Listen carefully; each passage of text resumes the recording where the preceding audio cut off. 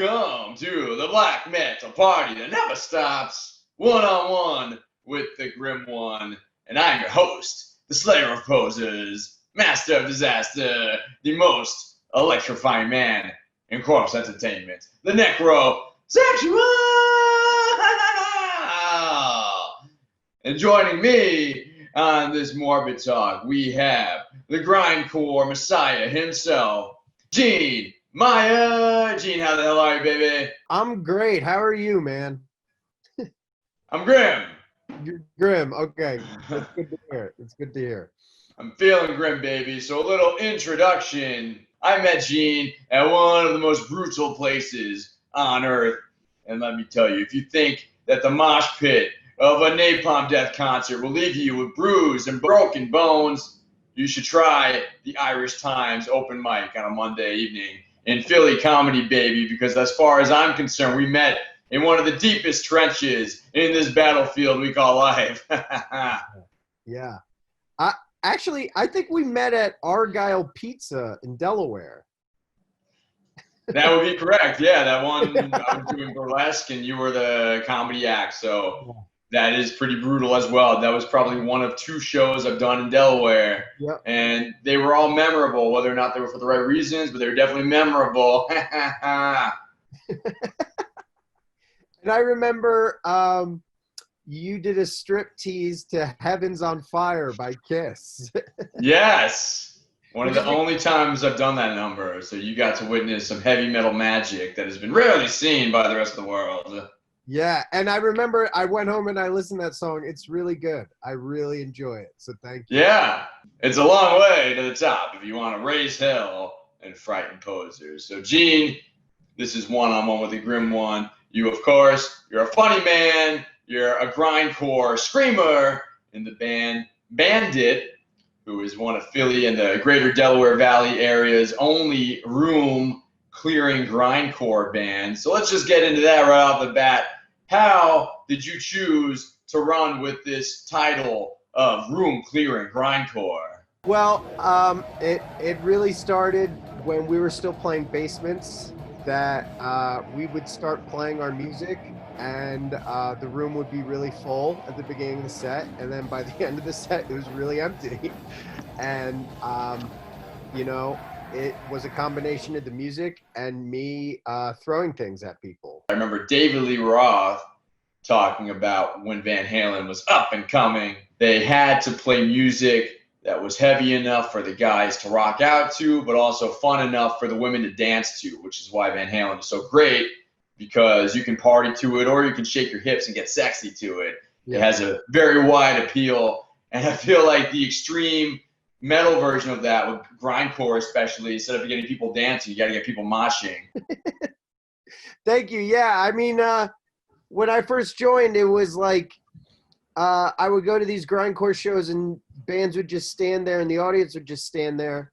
So I thought, if no one's gonna mosh, I'm gonna mosh. And then once I start moshing, it's like a domino effect. Mandatory moshing. Yeah, exactly. And I guess people just aren't really used to seeing a lead singer just run into the middle of the pit and like force them to start pushing each other. But that's what we do. And sometimes it clears the room and sometimes it fills the room. You never know. And what was that like trying out for a grindcore band? Like, what was that audition like? Did it last more than 30 seconds? Tell me about that. So I first was a fan of the band and was hanging out with the guitarist Jack. And I said, I really like that last song you play, which is, we still end every set with it. And he said, well, why don't you sing it for us? And I'll never forget the first time I did that with them was at a place in Westchester called Fenario's. And I was really nervous because it felt like my tryout. And as soon as I grabbed the mic, I smashed it into my head a couple of times. And I started singing, and I didn't realize until afterwards that I had like just a profuse amount of bleeding going down my face. And everyone was just severely freaked out. And I think that's really the moment that sort of sold them on me as their vocalist, really. And I think that's an excellent lesson that we can take with any type of heavy metal or extreme metal. When in doubt, just smash yourself in the head with a microphone. It'll look cool. If you bleed, it'll really look cool. That's like a page out of some old school ECW wrestling right there. Yep, exactly. And then from there, it was like, I kept singing that song for them. And then eventually they were like, why don't you just sing all of our songs? So, when in doubt, just hurt yourself. La, la, la, la, la, la, la. Yeah. I like that you call it a singing position for this type of music because I've heard it. You have a crushing new album. What is it? 12 minutes long. Warsaw. Yeah, and 4 of those 12 minutes are like some old Polish folk song that we just sampled at the end of it. Ooh, Batushka style. Yeah, I guess you could say that. But yeah, and that came out 2 years ago, and we're working on a new full length because that's technically a 7-inch or an EP or whatever. And it's been a struggle with the whole pandemic and all that shit, getting together to practice and all that. Indeed. But I have seen you hustling on your social media, on TikTok, on Twitter, on Instagram. You're definitely firing away. So tell us a little bit about the creative process behind your online presence. Things, right? Like on Facebook, I'm snarky. On Instagram, I'm cool. And on Twitter, I share cartoon porn. Like, that's just what I do. But yeah, I don't know. Each is like its own learning process. And some days I'm more bored and I'm more on my phone. And then other days I'm actually doing stuff. But, I mean, that's what life is. As an entertainer, you got to have your fingers in as many platforms as possible, right? I mean, you have a podcast, you have a band, You got to fill all the holes. Yeah, fill all those holes. Yeah. That I can certainly relate to. The hustle is real. Bless your grind, the comedy grind, and the grindcore grind. Thank you. You are plugging away at with such a furious pace. And one of the things that I enjoy about your social media is that you are very forthcoming, very honest about your personal life in a way that you normally talk about things that would normally be dark or make people uncomfortable, or maybe still do, but in your personality, you address these personal issues that you deal with on a daily basis or for years. Tell us a little bit about the things you talk about on your social media. Yeah, well, basically, I joined BANDIT about a month after I got sober. I struggled with drugs and alcohol for many, many years. Rock and roll. Hell yeah, baby. And, now I've been sober over 6 years, and I work as a therapist in the field. I help other people, who are struggling with substance abuse. And a huge part of that is what, because BANDIT is kind of a straight edge band. And so like a lot of that whole process like led to a lot of the lyrics I write. And then, yeah, I mean, I really like, one thing for me that I developed was learning how to talk about these personal things to the public sort of allows me to have ownership and feel power over them rather than them owning me. So I'm very like open and honest, and it's honestly a lot of people reach out and say they appreciate it and all that stuff. So indeed, talking about your feelings is totally brutal. Yeah, exactly.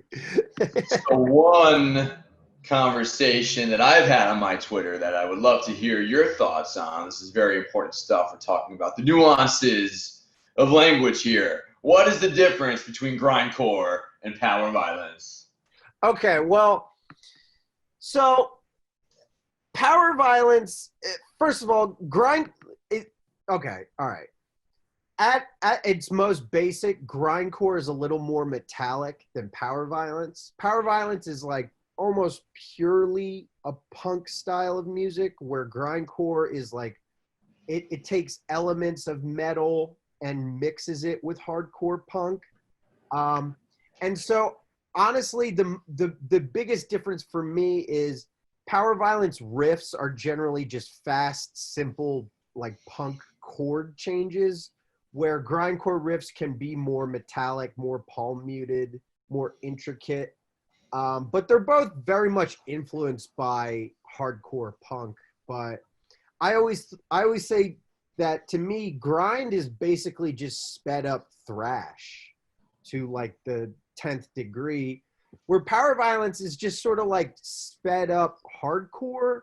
But there's also a brand of Power Violence where it'll be like extremely fast and then just quickly transition to really, really slow, which you don't get as much in grindcore necessarily. So that's the main difference. Listen to that nuance flowing from your lips. Well, thank you. I'm the wiser person for this. Although one of my favorite explanations comes from Frank from the band New Jersey's death metal band Hoth, who said that Power Violence is angry at his parents. And I can certainly relate to that. It's not a phase I'm going through, Dad. Yeah. I heard Mike Mayo from Ground said Power Violence is just grindcore with a liberal arts degree.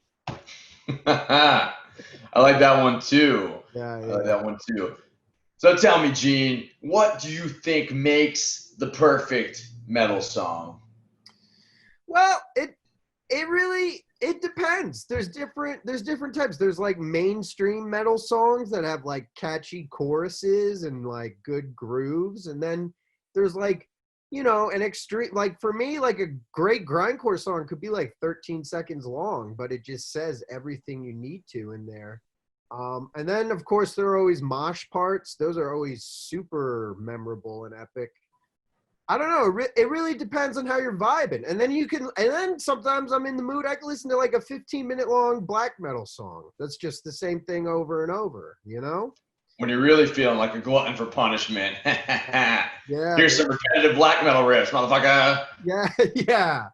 But let's be honest here. I think the perfect metal song, it has to be about Nookie. And you need to be wearing a backwards red baseball hat. That's what makes it perfect. I was waiting for this moment to happen when Limp Bizkit inevitably weaves its way into this conversation. And I do have a rule on this podcast, which is no emo and no new metal shit. But I'll make an exception to the rule. Like Limp Bizkit is kind of flirting the edges of new metal. And plus, there's a hilarious story that just surfaced of the time Eddie Van Halen showed up in an armored tank with a rifle to threaten Fred Durst for not giving back his equipment that they used together when they had jammed. Yeah. I read that and I was like, you know, I love Limp Bizkit, but that really does sound like it could probably be. So, I mean, what are you going to do? Maybe it was just one of those days. Yeah, it probably was. Yeah. Would you say Limp Bizkit was like the first heavy metal band that you popped your musical cherry to, or one of the first? So I've told this story before, but when I was 5, my dad joined a CD club. I don't know. Do you remember those? No. So it's like you sign up for a thing in a magazine and some company sends you 3 CDs a month, right? Sounds like pre-Netflix going on there. This was like 1994, so this was ancient history. And he got 3 CDs. He got a Tracy Chapman CD he kept for himself. Got a Pearl Jam CD that he gave to my brother. And then he gave me a Rage Against the Machine CD. And I'll never forget just putting that album in and hearing Killing in the Name of, and like being like afraid yet intrigued, you know? And like it took me like 6 months to like really acclimate to it, but that was my first experience with like metal. And basically ever since then I've it's been my favorite genre for the most part. And Limp Bizkit is kind of like the mayonnaise and Wonder Bread version of Rage Against the Machine. Exactly. It's the pipeline from like Rage, who most people think are like a really great band, to like Limp Bizkit, who most people do not think so. Is very, there's like, you could do whole YouTube documentaries about it. But it sounds like they've held up and aged well for you, because you do praise them a Yes. little bit on your social media, so it sounds like you're still a fan of Yeah. the Biscuit. Well, it's funny, like, so Limp Bizkit was my favorite band from like ages 9 to like 12. And then there was a good 10 to 15 year long period where I was very ashamed of that.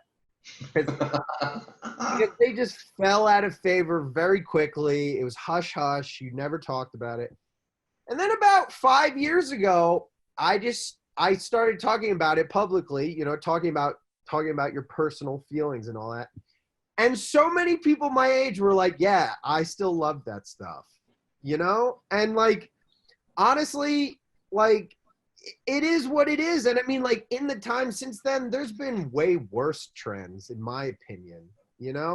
So, What do you like, think one of the most embarrassing, cringeworthy metal trends has been, or musical trends? well, when I was in high school, like that whole MySpace emo thing was big. And like, I'll give it some credit because like that allowed me to like get into deathcore, which eventually led me to getting into like real death metal and through that grindcore.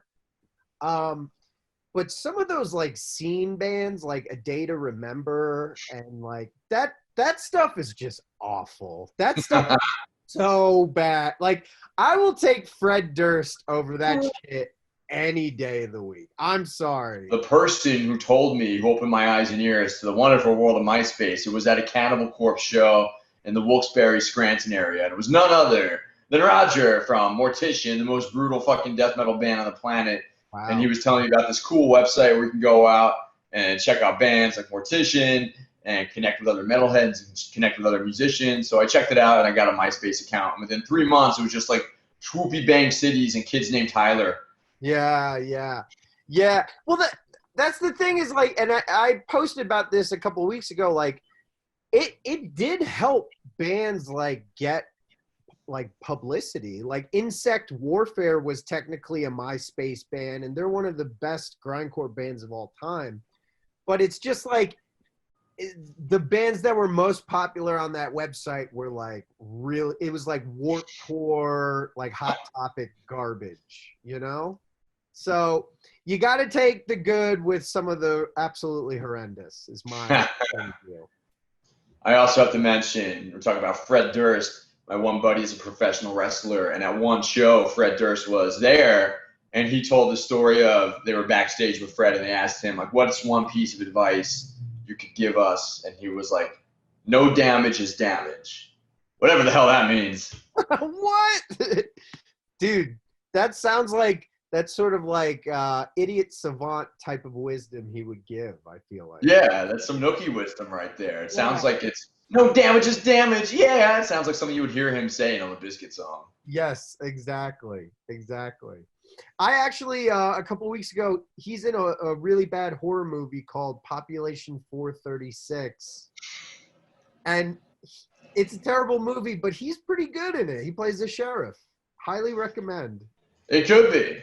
But hey, this is one-on-one with the Grim One, so we don't talk about things in hypotheticals. We talk about one album that absolutely changed your life, or at the very least holds a special place in your heart. So, Gene, tell me about the album you've selected to geek out over a little bit in this episode. Okay, well, I chose The Inalienable Dreamless by Discordance Axis, just because so obviously I love grindcore. It's my favorite thing. It's a huge part of my life. And I would say that for me, my favorite grind band of all time is Pig Destroyer. But I've done enough interviews talking about them that I felt like it was time to give a little bit of focus to this other band who I would say Pig Destroyer are my favorite grindcore band, but if you were to ask me who was the greatest grind band of all time, I would say Discordance Axis, just because I feel like they took this genre and pushed it to a place that no one prior to them ever really had. And I distinctly remember discovering their music, and it sort of just instantly clicked with me. And I was like, this is something I've been looking for a very long time. Why do you think? Tell me about their music. Why did it grab you in such a particular way when you heard it for that first time? Well, so like most metal bands, if you're talking about like what emotions they evoke with their music, especially extreme metal, it's mostly just like angry, I'm angry, nails, buh. And which is great and all, but I feel like Discordance Axis, just the guitar work, really evokes a lot of sadness and disillusionment in a way that really no other band can really convey, especially no other grindcore band. And like you listen to this album and there's just a lot of pain in it, I feel like, which is really something amazing. You can't say the same about any like Napalm Death album. Maybe, you know, some of their songs, but this one I feel like really encapsulates like pain and suffering in a really beautiful, melancholy sort of way. Not quite like anything that came before. It doesn't sound completely old school, but it also doesn't sound like Limp Bizkit either. Yeah. And well, that's the other thing too, is that it is just super ferocious. It's amazing that it conveys these like emotional messages, but without sacrificing any of the intensity. And I really like John Chang's vocals. And I when we decided to do this interview, I re-listened to it again, and the beauty of Dave's drums is nothing is triggered. So when you hear him do like one of those like super fast blast beats, you can hear his like arms start to get tired, and he's like the snare is less and less loud, which I personally think is brutal as fuck. Because I really hate, and a lot of these modern death metal bands do it, where it's like computerized drum trigger, and it sounds super non-organic or anything. What's one song, whenever you hear live in concert, whenever those happen again, that the second you hear those opening riffs, you cannot stop moshing? So our drummer plays bass in this band Ground, who I'm sure you're familiar with. And they have a song called Cause Lost, or Lost Cause or something. And there's just this beatdown part at the end that's super incredibly ignorant. It's just a slam. And the singer is just ranting about not having a good day, you know, which I love, super new metal. And every time I hear it, I just need to just punch people. Like, not even mosh, but like just crowd kill, ignorant, just kicking, taking my clothes off, screaming, covered in my own blood. Like, it's just going to go down. That's what it is. Sounds a lot like the last time I did burlesque. Ooh. Yeah, baby. Yeah. Totally brutal. So, Gene, now that we're in quarantine times, it looks like you've stayed productive with a whole lot of projects. So, what things are on the horizon that you're excited about that we should be on the lookout for? Well, I did start a podcast with my friend in New York. He's a military veteran. I'm a therapist, and we analyze movies. Analyze, yeah. And it's doing like really well. We have like 5,000 downloads already, and it's a really fun, interesting thing to do.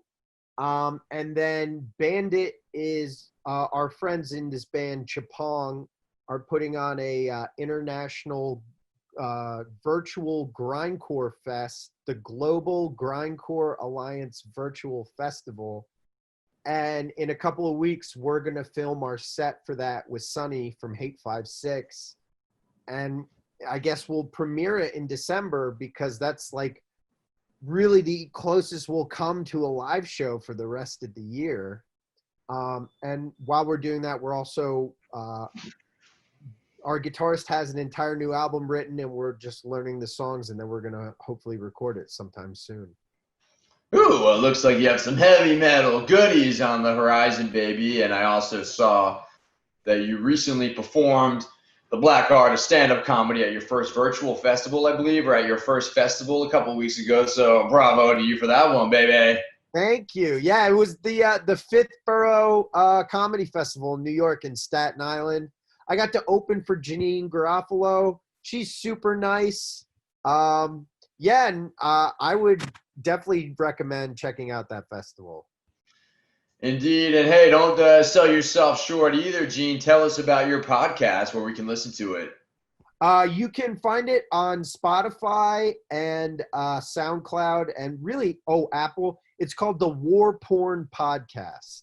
Ooh, and what's the angle? War porn. I'm all about that. So what we do is we take like popular movies, like Marvel movies, Transformer movies, and we sort of analyze what they have to say about like the military industrial complex.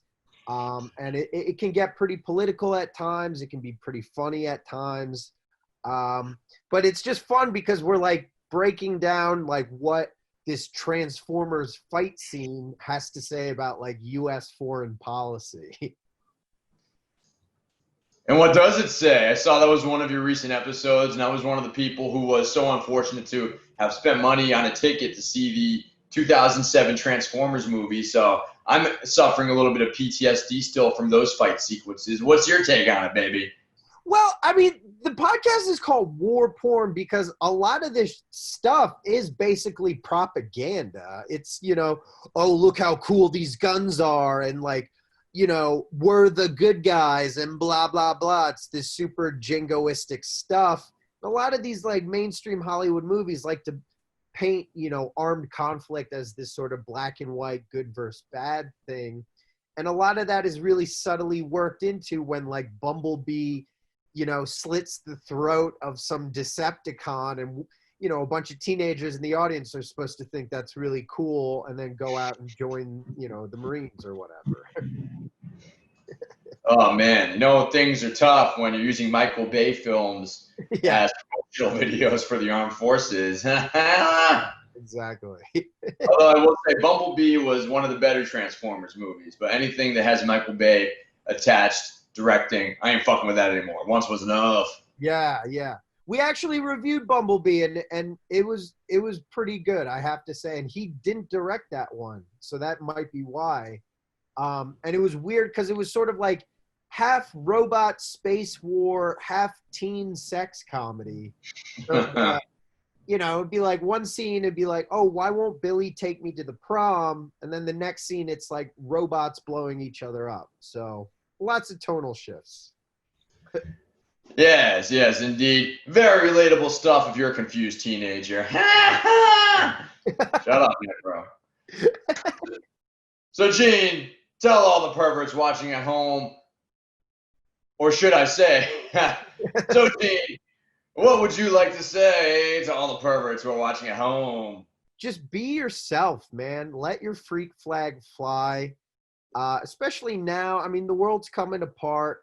There's no need, like, for so long I was a reserved person, I would say, but joining this band, doing comedy, all that stuff, I am me to the most violent and unacceptable extent. And you know what? It served me really fucking well so far. So if you have something you're holding back, just let it go, baby. Just do it, right?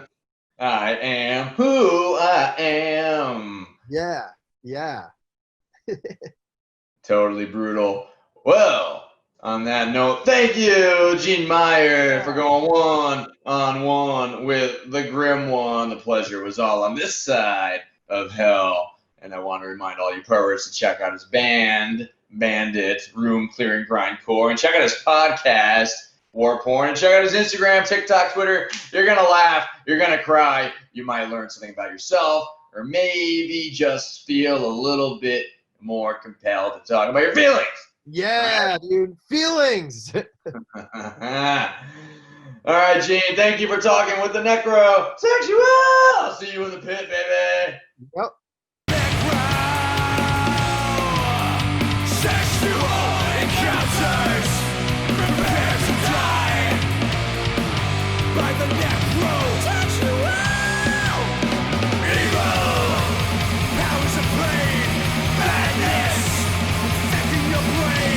Sorcery, landing from the